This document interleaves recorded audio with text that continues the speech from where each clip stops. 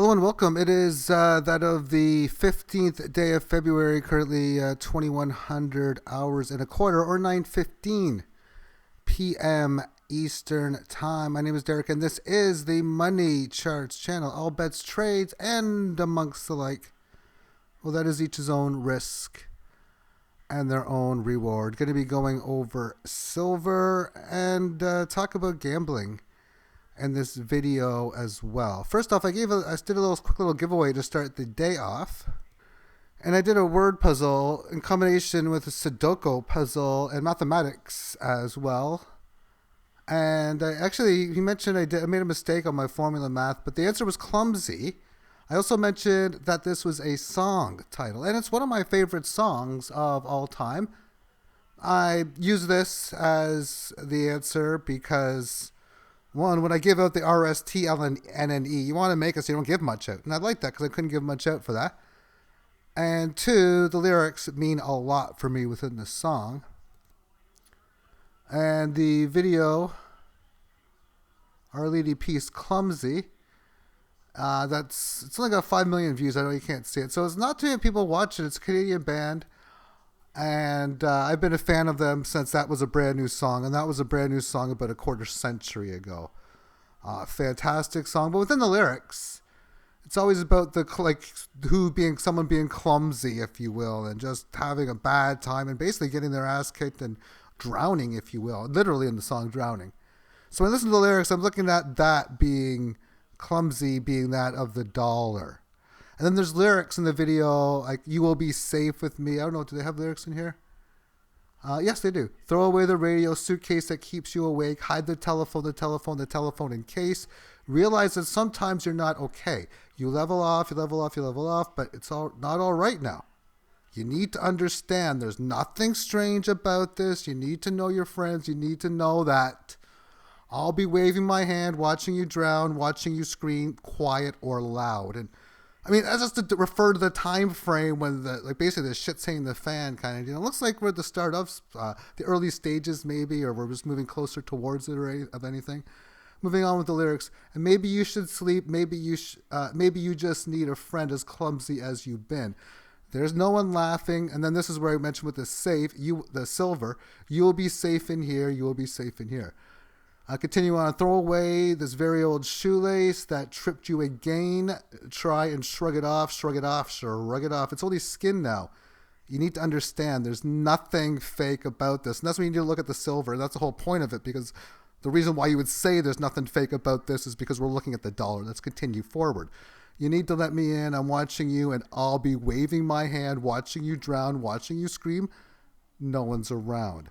And maybe you should sleep, and maybe you just need a friend as clumsy as you've been. There's no one laughing. Then again, the silver, you will be safe in here. And then so on and so forth. So yeah, one of my favorite songs of all time. If it's not a top, as if I have a ranking, but it would be close to a top 10 for me. Our Lady Peace, Is Anybody Home? I love that song. Superman's Dead. Even those lyrics for that same thing. Like Superman, you can almost talk about fiat currency. Automatic Flowers, a big fan of that song as well, too. I'm a fan of almost all especially old stuff of OLP. Okay, so that's that. And Mikkel Nielsen, I believe. We just double check the name. Correct. Again, came up with a wrong number within the formula, which is fantastic. And my mistake for doing it way too fast. And it's not like I have a lot of experience in that from the days of school and back. Just not checking your work as often, or just carrying the one mistake. Just oftentimes I've done it way too many times.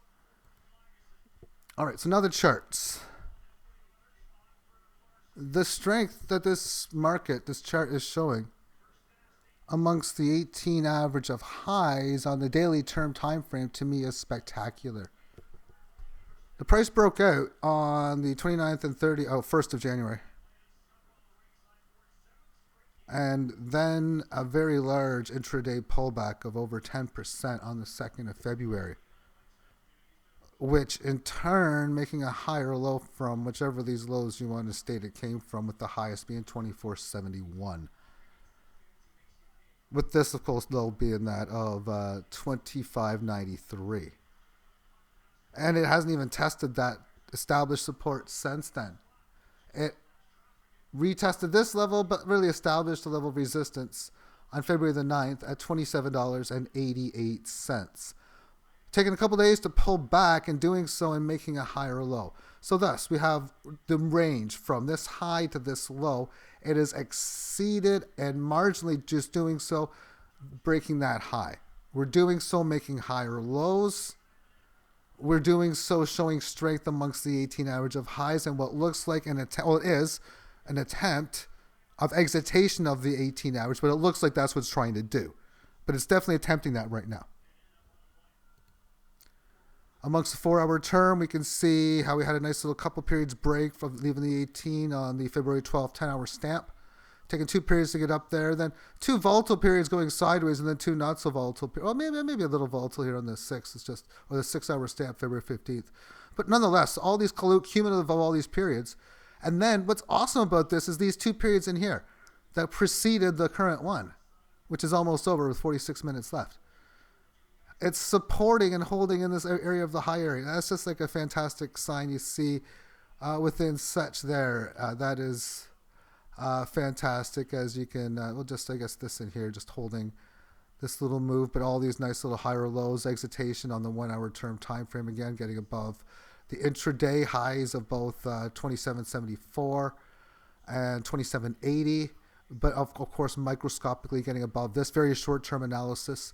This established resistance at about 27 2/3 to 3/4 is what I'd be looking for support. There's going to be any pullbacks. But even just looking at this, and I haven't looked at any 15 or 5-minute type of really nonsense, but not really depending on what you're looking at. But what you can see in here is that it's had a volatile session on the 20-hour stamp that had a little bit of a pullback. So if you look at this on the 50, what kind of, and I haven't looked at this, what kind of, I have to look at shorter to see this. What kind of conclusions can I see? And the conclusions is just that I'll need to see shorter because nice little 2 volatile periods in here. And this is a bullish period in itself. And then in itself, well, this is a bearish one to come back. Well, it's lifted off. It's came back to where it came from, not really in an upward trend. But when you see this happen, you're cautious after just by looking at this that, oh, maybe it can come down here and that would be not the greatest of deals. But of course, it didn't do that. But what's looking this on? What's this? I'm interested to see what the 5 and 1 looks like now, actually. A nice little pattern of higher highs, higher lows, and I think that silver is ready for full-fledged, fantastic moves moving forward. Again, daily time frame, looking to break out. And then we look at this on the longer term, the weekly. This is where it gets just amazingly spectacular in my book. As we've been amazingly finding support at the 23.6% for several weeks. We were, I mean, not anymore, in the sense of it left off 5 periods ago in the January 18 stamp. And then 2 periods going up, retesting, minorly piercing above the previous August highs of last year. And really August highs from the early end of month. And what's up with this last week? It's almost like this little week here, I suppose. But in this situation, this is when it was after it's on its way up. This is after it came down and it's holding that same area. That's a nice hold period more than anything. And I'm seeing early momentum in what's just coming off of the first day of the week for what could be that of newly rising 18 average, just spectacular moves. Of course, time is going to be the ultimate mechanism within such. Okay, now as I'm doing this, I'm watching it go. I don't think I'm too satisfied, but it's going to be a segue into gambling, though. The Edmonton Oilers have just tied the hockey game as at 9:26 p.m. Eastern Time. Steve Chason getting a goal, somebody who I know is not in any of my fantasy lineups.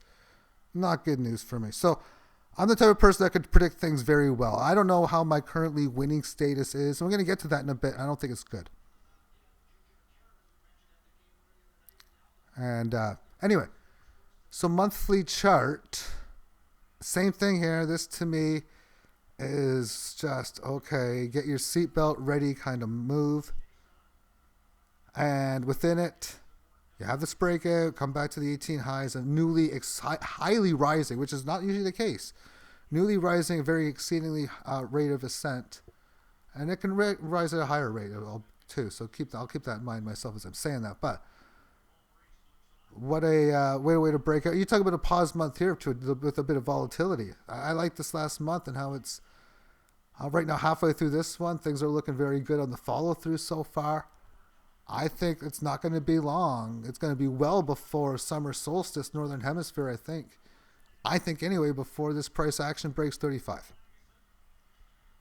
Whether it does or it does not.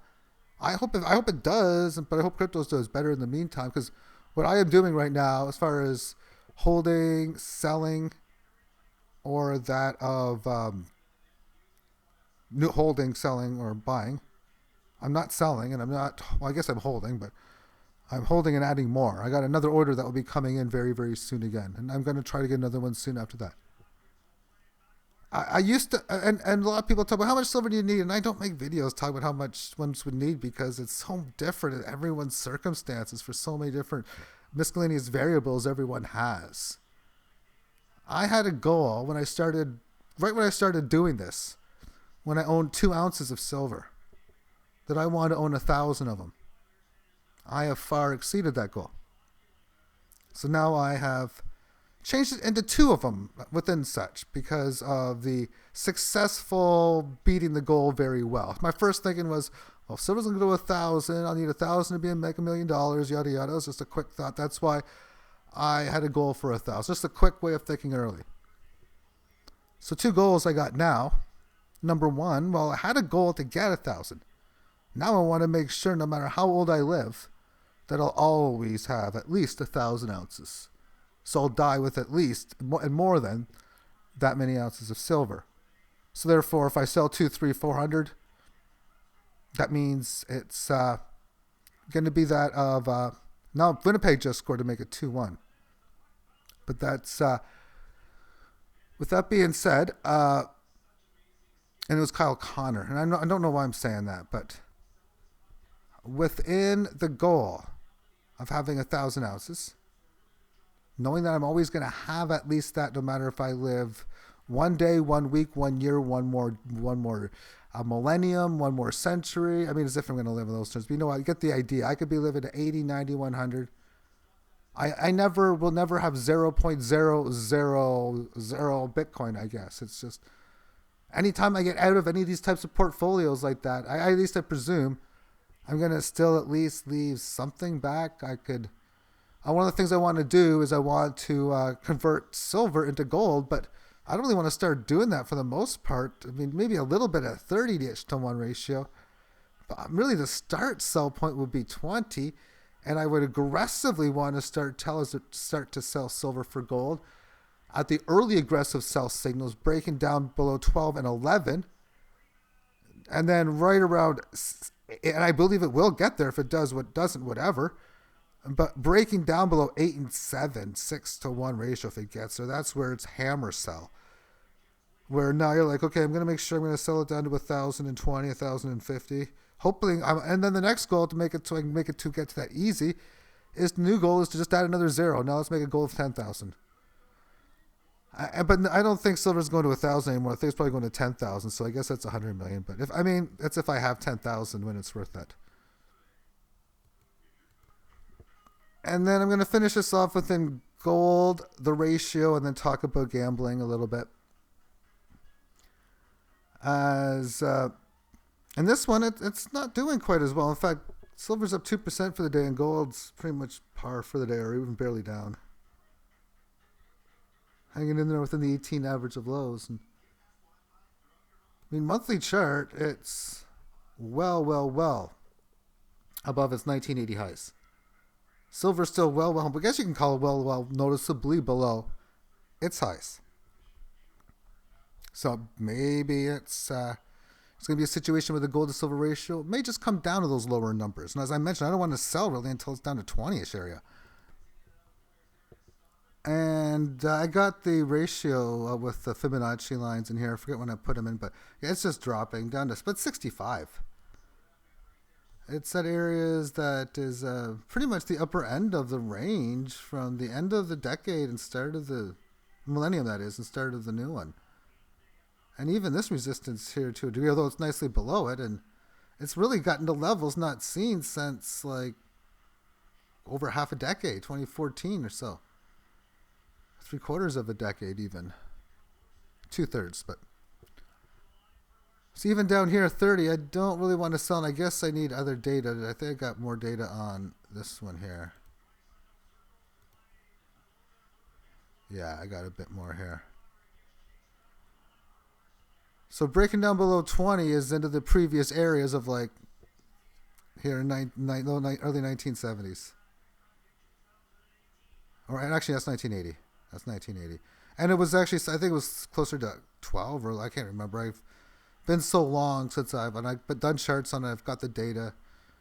But I do believe that the ratio, of course, is going to go much lower.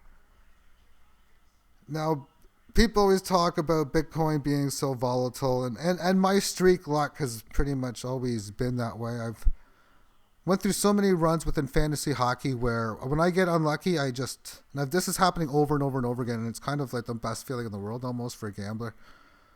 Because you know you're going to have streaks of unluckiness, but I consistently don't lose for the most part when I get unlucky. I'll lose a little bit at times maybe, but that still doesn't really count as losing. Sometimes I've even been winning microscopic amounts when I'm unlucky. That's even a nicer feeling, but either way. Yeah, the NHL season started a little over a month ago, about 34 or so days ago, which means I'm working every day on hockey games because there's games every day. And I started with a bankroll of $2,400 and change. And I kind of thought I should have had a bigger one the way it was set up, but you know what? That's fine. And it didn't take long before I was starting to roll on. It took over a week, and it was up to like 3,000 and change and 4,000 and change, like 4,400. And then, oh my goodness, this was the weirdest about 12, 15, 16 consecutive games in a row. Because it seemed every single time when I was in position where I could be unlucky, I was. And the only win I had within it was when I got really unlucky. And then I got lucky back after I got unlucky, and I got a good win, although I would have won more if I didn't get unlucky. When I ended up winning like $1,500, I would have won over $3,000. And it's a very volatile game. And I don't know how many days ago it was, 5, 6, probably close to 6, like last Tuesday or Wednesday. And my bankroll was like 4,400 at one point, and I'm looking at it, I'm like, oh my goodness, it's down to like 28, 29. And now, in the last 5, 6 days, I just can't lose at all right now. Now, since I did the video, the score of the hockey game was, at that point, 1-0. Or 0-0, rather. It was 0-0 for the Winnipeg Jets. And I was currently winning about $450, which is barely below my stake. I'm barely betting more than that. And then a power play came in, I was winning $1,400. But the score was 0-0, so it didn't mean anything. And then a bunch of goals came in on guys that I really didn't like. So I could make a guess that I'm probably not doing so well, but I never know. So I'm going to take a look at it for the first time. Oh, 475, not bad. But the bankroll's at 7,000, but it's even higher than that because open bets, there's another 1,000 for tomorrow's games. So I'm playing an 8,000 plus whatever I get back, and 8,000 plus whatever I get back on. Well, there's one game tonight even, then a bunch of games that are on the next day. So having to manage volatile numbers, understand that everyone complains about things like Bitcoin or even whatever about volatility. Well, understand the volatility that can come into play. And I wish those people that would talk about risk and stuff about the volatility a fiat debt note currency has and the mathematical percentages and what life would be like if a currency practically goes to nothing. And part of diversification, part of protecting your funds is that of making sure that you have your physical silver. Making sure you have everything that you need for such. And then you can call it gambling if you wish, but gambling to me is making a wager on something where you don't know your on something that's got greater than a 0 and less than a 100% chance of occurring, which is pretty much everything in the life. But advantage gambling, which is what that's one of my passions, is to try to, if anyone's really interested in becoming an advantage gambler, I'd be one of the best teachers in the world for such, because that has been my passion since I've been like 11 or 12. And I'm not kidding when I say that, as far as being a really early technical analyst for trying to gamble and trying to win. It's been something I've been doing since like 13, 14, like grade 6, whatever, around grade 6 or so, 7. And I don't know if every country knows what grade 6 and 7 means, but it's grade 7 is 2 years before grade 9 or the junior year or the freshman year of high school. It's also about 7 years before college. And at that point, like really to me, it was all about where can I get an edge. And I can remember just playing a game of poker way back when. And way back, I mean, that was a game where the best hand you could have had, I think, might have been, it was 3 cards you got. It might have been a straight flush or 3 of a kind type thing.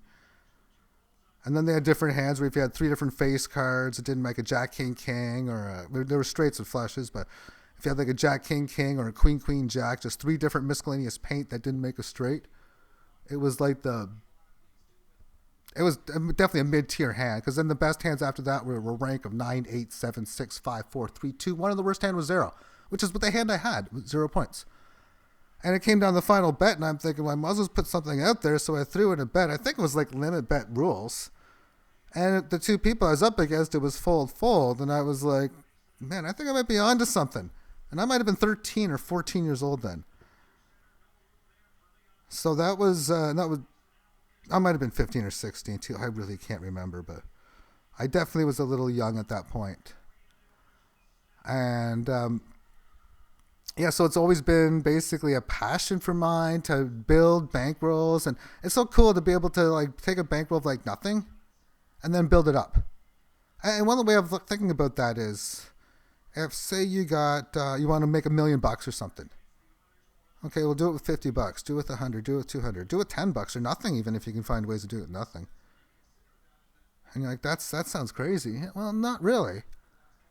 Because first of all, if you want to become a successful gambler, if I were to throw you a $50,000 or $100,000 bankroll, you should not laugh at the challenge to turn that into $1 million in a reasonable amount of time. But have you ever seen a situation where you could turn 50 into 10,000 or into 5,000 or 2,000? Well, 50 turns into 2,000. 2,000 bankroll, you have to turn into a 10,000 bankroll, and so on and so forth. And as a nothing becomes better and better, sometimes better, those nothing bankrolls can become life-changing amount of bankrolls. And to me, that's all part of bankroll management. And within the market movements of charts, and what I believe is this largest transfer of wealth that is in transition, it's not an upcoming thing, it's not a past tense, so it's not a future tense, it's a current tense. One of the things I'm interested in stuff like with you see on places like on Wikipedia. Go to some sort of event, like say there's a mixed martial arts UFC fight coming up, or there's a NASCAR race or whatever. I know I'm all sports and everything, but it's the easiest one to find, someone I've done it with. So say there's an event coming up, and it's coming up, say, tomorrow night. So you look at it and you'll say, the blah, blah, blah event will be this. And you read all the words and you read all the future tenses. And then when the event's on, say that's that night, it's 8:30, 9 o'clock, the event's going on, you'll be reading the blah, blah, blah is this. It is going on now. You read everything in current form. And then you read it after the fact, you get a bunch of was words within it. So where I believe in the is situation, not will, not was. We are in the greatest transfer of wealth. I believe we are, and I believe the stages are very early. And thus, there's going to be a lot of people that have like, okay, maybe they had very little amounts into precious metals. They're going to be wishing they would guide no more. And they're like, yeah, it's got a pretty good amount that I'm worth. Then there's going to be people who got so aggressive. I guess I might be one of them. I'll see. To a degree, not really, but really. Where you just like, the price goes up so much, it's like, wow, my net worth has just went up leapfolds, higher, higher, and higher to monstrous levels. And those things are just going to happen. And right now that's happening in the crypto space, where there are millionaires on bull market days, that is. Every single day there's a whole bunch of new millionaires of people when big coins are up big, with people who weren't before. A bunch of people have now entered the 6-figure, 5-figure realm of net worth. And then there's going to be people who are entering the 6 and 7-figure realm of net worth that not too long ago might have had a negative net worth when you look down to it, as far as liquid assets versus all those assets versus debt owed. Because a lot of people are in a world of negative worth, which is, it's an unfortunate situation to be in, and it's an unfortunate situation. The mathematical model, the monetary model, pretty much guarantees that to be the case, and thus the debt-based system. And to me, unless I have to, I mean, there's one thing when someone you really know needs cash and whatever, especially in situations where you know they get paid on Friday and whatnot. I mean, that's a lot different story. I mean, I'm not, definitely never against anything like that. When you're talking about setting up all of these like margin accounts, and you're setting up even mortgages and everything of those natures, where you're like car loans, any type of Visa, credit cards. And again, it's, if you just use credit cards for easy purchases and always pay them on time, well, technically there's never any debt there, and you're using that as a vehicle to make transactions easy. Well, so be it. I mean, I can use a credit card myself with my actual debit card, so I don't need a credit card for those informational purposes. But I mean, I've had credit cards in the past just because of the simplicity need of it, and I don't like them at all. I'm a really way majorly against debt, interest, and all that type of stuff. But that's just who I am. Thank you for tuning in, and have yourself a great day. Bye-bye.